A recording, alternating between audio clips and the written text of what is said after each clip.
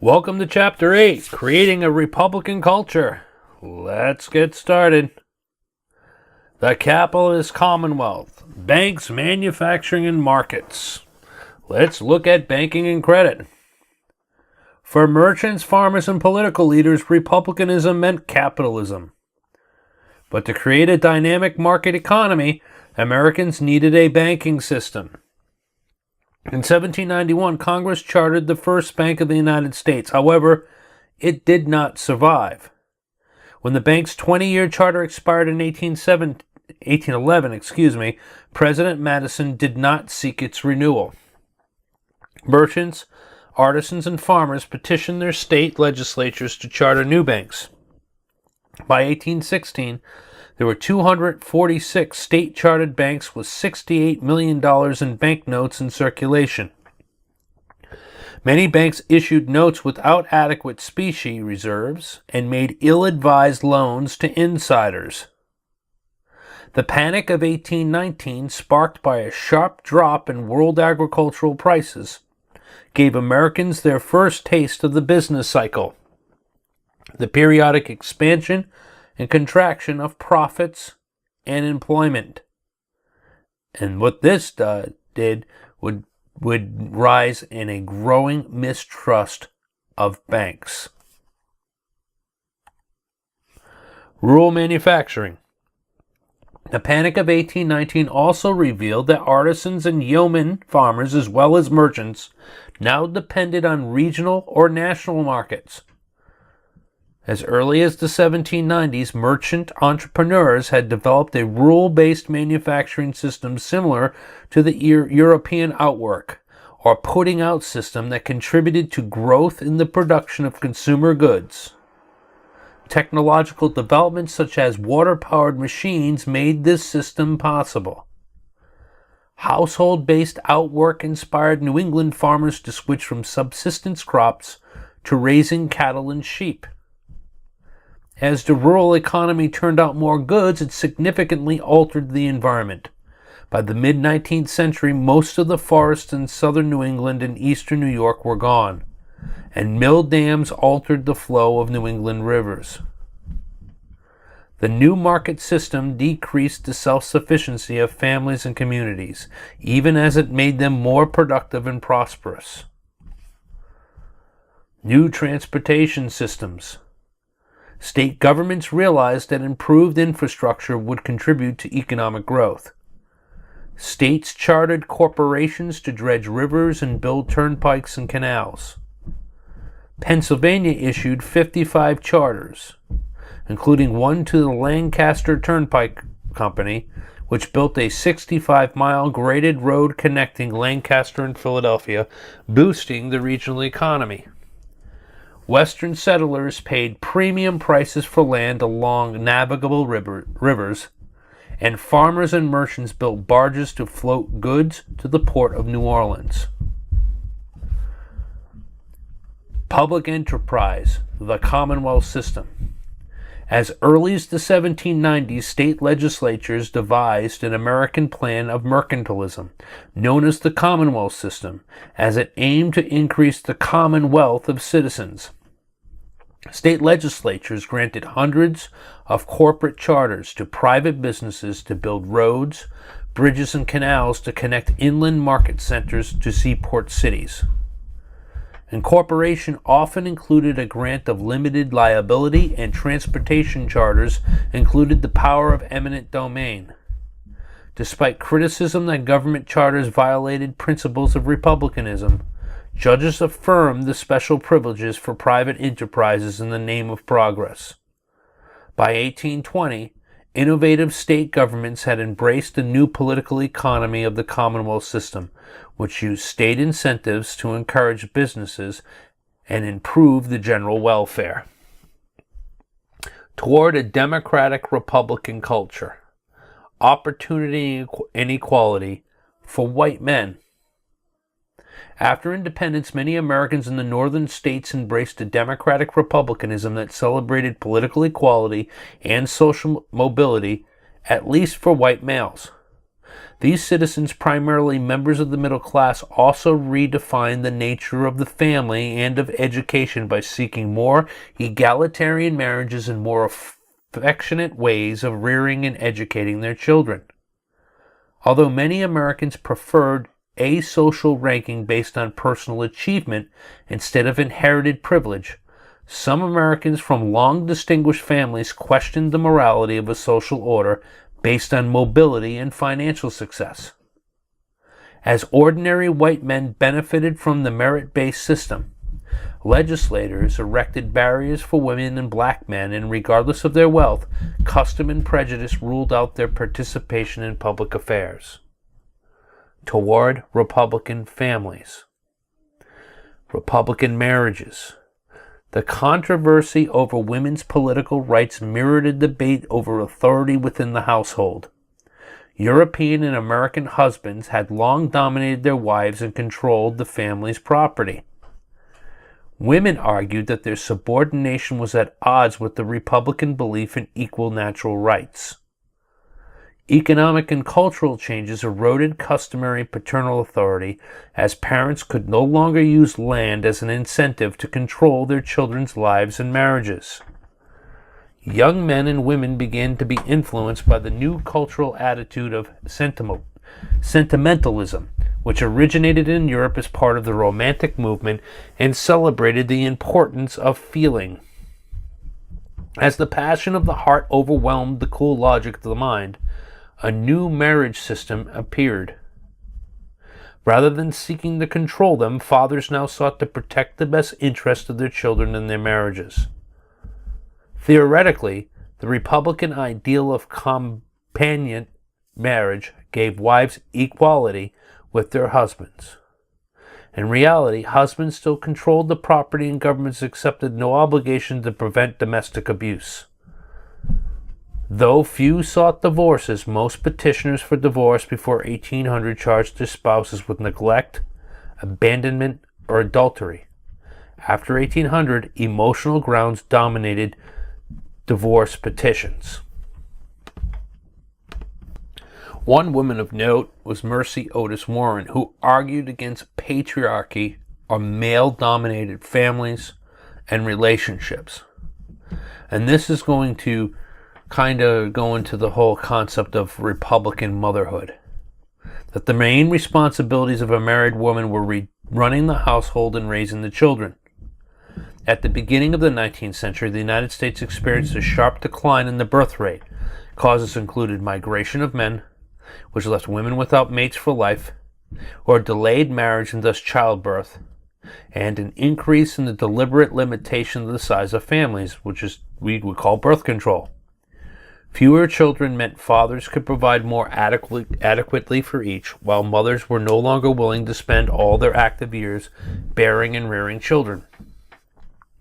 Political leaders called on women to become loyal Republican mothers who would correctly shape the character of American men.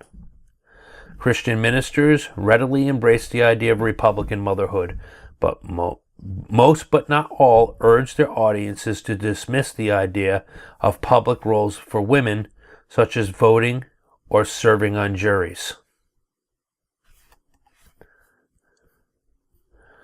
Raising Republican children. There were two modes of parenting. Unlike the English customs of primogeniture, most American states required that the estate of a man be divided equally among all his children if he died without a will. Some believed that republicanism encouraged American parents to relax parental discipline and give their children too much respect and freedom. A rationalist mode of child rearing became the preference among families in the well-to-do and the rapidly expanding middle class. Influenced by the Enlightenment belief that children were rational creatures who could be trained to act properly and responsibly by means of advice and praise. By contrast, many poor families influenced by the Second Great Awakening had much stricter, authoritarian child-rearing practices. Debates over education. The values taught within families were crucial because most education took place within the home. In the 1790s, Bostonian Caleb Bingham, an influential textbook author, called for, quote, an equal distribution of knowledge to make us emphatically a republic of letters, unquote. Thomas Jefferson and Benjamin Rush proposed ambitious schemes for a comprehensive system of primary and secondary schooling. Ordinary citizens relying on the labor of their children and content with rudimentary instruction thought such educational proposals smacked of elitism. Although the constitutions of many states encouraged the use of public resources to fund primary schools, there was not much progress until the 1820s. To instill self-discipline and individual enterprise in students, reformers chose textbooks that praised honesty and hard work while condemning gambling, drinking, and laziness. American history was also required learning. Promoting cultural independence. Noah Webster championed the goal of American intellectual greatness, and his Blue-backed Speller, first published in 1783, gave Americans of all backgrounds a common vocabulary and grammar. Other than Washington Irving, no American author was well known in Europe. Not until the 1830s and 1840s would American authors, apart from the American Renaissance, make a significant contribution to the great literature of the Western world. Aristocratic republicanism and slavery. Let's look at the revolution in slavery. Manumission and gradual emancipation. The Patriot struggle for independence from Britain raised the prospect of freedom for enslaved Africans. Many slaves sought freedom by fleeing behind British lines. Many slaves also fought for the Patriot cause in return for the promise of freedom. In 1782, Virginia passed an act allowing manumission. Within a decade, 10,000 slaves had been freed. Quakers and Christian evangelical churches advocated emancipation, and Enlightenment philosophy also worked to undermine slavery and racism. By 1800, every state north of Maryland had provided for the gradual termination of slavery, but the process of gradual emancipation dragged on until the 1830s. Emancipation came slowly because whites feared the competition for jobs and housing and a meddling of the races. Not a meddling, a melding of the races. Freedom for blacks in the North meant second-class citizenship. Slavery will be defended. Southerners faced a dilemma. Although religiously inspired manumission laws set a sizable number of African Americans free, slaves also represented a huge financial investment. Resistance against freedom for blacks was strong. Although Virginia allowed manumission in 1782, Thomas Jefferson and others sent petitions arguing that slavery was a necessary evil required to maintain white supremacy and the luxurious planter lifestyle. The debate over emancipation among Southern whites ended in 1800 when a group of slaves was hanged for planning an uprising. Southern whites redefined republicanism so that it only applied to the, quote, master race, unquote. The North and South grow apart. Let's look at slavery and national politics. Both in theory and in practice, republicanism in the South differed significantly from that in the North. And European visitors to the South commonly noted the poverty and lack of strong work ethic there. Some Southerners admitted that slavery corrupted their society and contributed to the ignorance and poverty of the mass of the white population. Slavery quickly found its way into national politics and remained a contested issue as the North ended slavery and the South expanded its slave-based agricultural economy. When Congress ended American participation in the Atlantic slave trade in 1808, Northerners called for the regulation of the interstate trade in slaves, and Southerners mounted a forceful defense of their labor system. African Americans will speak out. Both African American abolitionists who called for an end to the relentless tyranny of slavery and white anti-slavery advocates hoped that slavery would disappear as tobacco production declined. The cotton boom, however, increased demand for slaves. In 1817, the founders of the American Colonization Society proposed to end slavery by encouraging Southern planters to emancipate their slaves. The society then would arrange for their resettlement in Africa to prevent racial conflict. Most free blacks rejected the idea of colonization as contrary to Republican principles and because they viewed themselves as American citizens. Remember, the vast majority, if not by now, all the slaves were born in the Americas. Lacking support from either blacks or whites, the American Colonization Society was a dismal failure, transporting only 6,000 African Americans to Liberia, a colony it established in the west coast of Africa.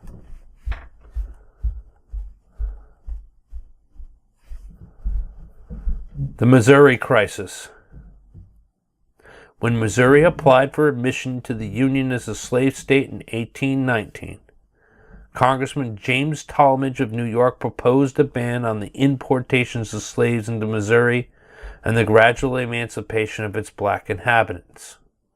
When Missouri whites rejected Tallmadge's proposals, the northern majority of the House of Representatives blocked the territory's admission to the Union.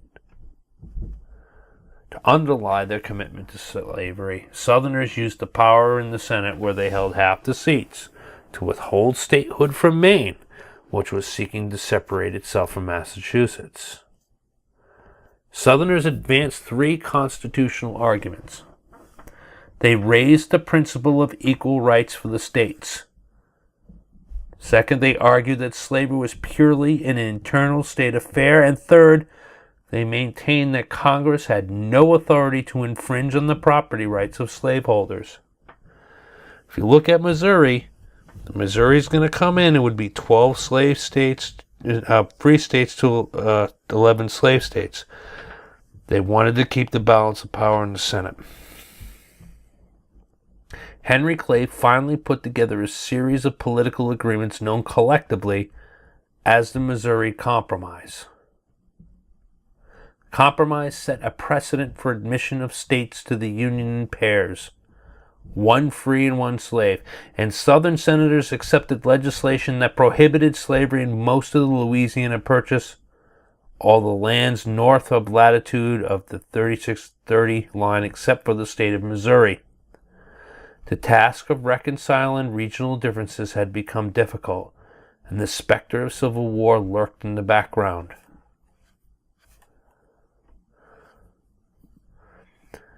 Protestant Christianity as a social force, a Republican religious order. Look at religious freedom in those concepts. In 1776, the Virginia Constitutional Convention issued a Declaration of Rights guaranteed all Christians the free exercise of religion.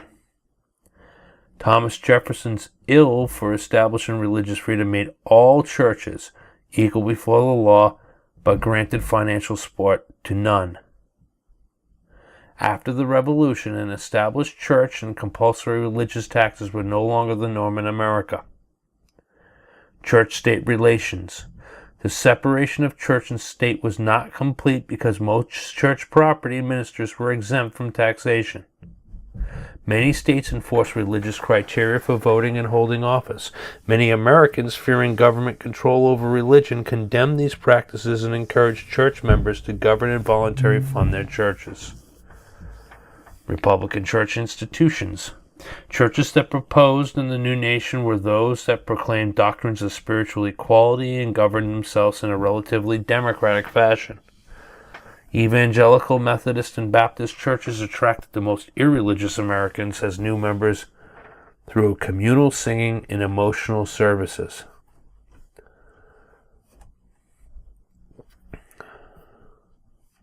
The Second Great Awakening. A new religious landscape.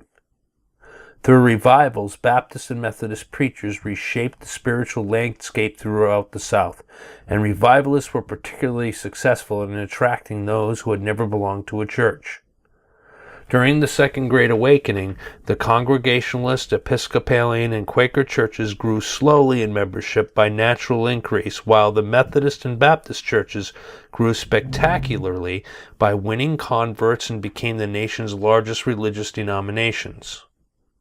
Methodist, quote, circuit riders, unquote, established new churches in remote areas by bringing families together for worship and appointing lay elders to enforce moral discipline until the circuit riders' return.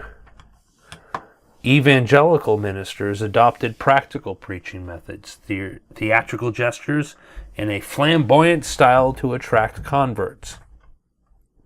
Southern preachers adjusted to the initial threat from evangelical religion to plantar patriarchy by preaching men's natural superiority to women and slaves' duty to be obedient and faithful.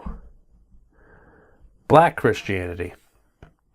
Evangelists also encouraged planters to spread Protestant Christianity among slaves. Baptists and Methodists converted hundreds of African Americans. Southern blacks adapted to the teachings of the Protestant churches to their own needs. Black Christianity celebrated God as liberator and encouraged slaves to prepare for spiritual emancipation of the Promised Land. Religion and reform. Ministers began stressing human ability and individual free will, making American religious culture more compatible with Republican doctrines of liberty and equality.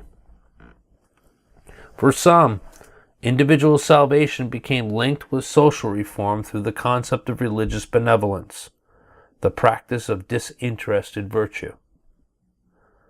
Unlike the First Great Awakening, the Second Great Awakening fostered cooperation between denominations. Protestants across the nation saw themselves as part of a single religious movement that could change the course of history through politics. Because the Second Great Awakening aroused such pious enthusiasm in many Americans, religion became a central force in political life.